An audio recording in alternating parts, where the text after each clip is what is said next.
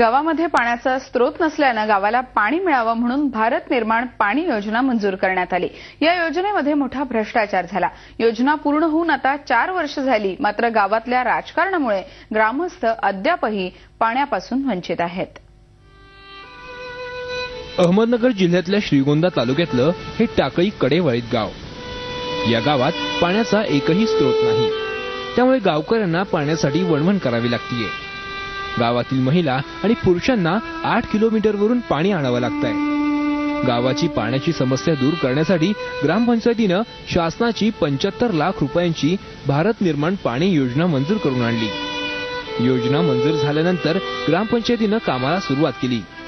गावाजवळच पाण्याची टाकी बांधली आणि विहीर देखील खोदली, मात्र पाईपलाईनचं काम पूर्ण न केल्यामुळे अद्यापही गावात पाणी पोहोचलंच नाही।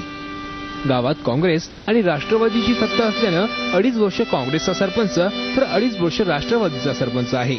मात्र गावातील याच राजकारणामुळे ग्रामस्थांना अद्यापही पाण्यापासून वंचित राहावं लागत असल्याची ओरड ग्रामस्थ करतायत। कमिटीचा वाद असल्यामुळे काँग्रेस आणि राष्ट्रवादी ह्या वादामुळे त्यांचं काहीतरी बिल अडकलेलं आहे आणि त्या वादामुळे पुन्हा ती पाईपलाईनचं काम तसंच अर्धवट राहिलं आणि ते काम राहिल्यामुळे पाण्याची योजना या ठिकाणी असताना सुद्धा लोकांना पाणी मिळत नाही। 2-3 किलोमीटरवरून पाणी येतं, 3 किलोमीटरवरून ती आम्हाला प्यायला देतात, घेतो ड्रमाने ह्याने आम्हाला पाणी आणावं लागतं भरपूर लांबून।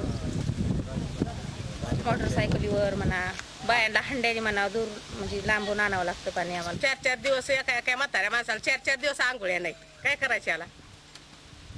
गुराढोरांना पाणी नाही अजिबात।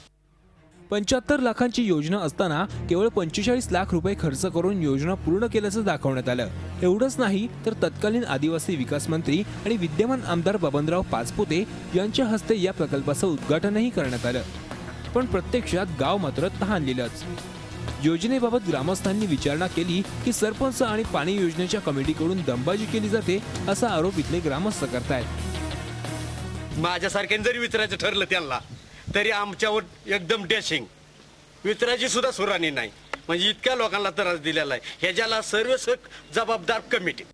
या संदर्भात गावातील ग्रामस्थ संदीप वाळुंज यांनी ग्रामपंचायतीमध्येच नव्हे तर शासन दरबारी देखील गावातील या भ्रष्टाचाराबाबत वारंवार पाठपुरावा केला।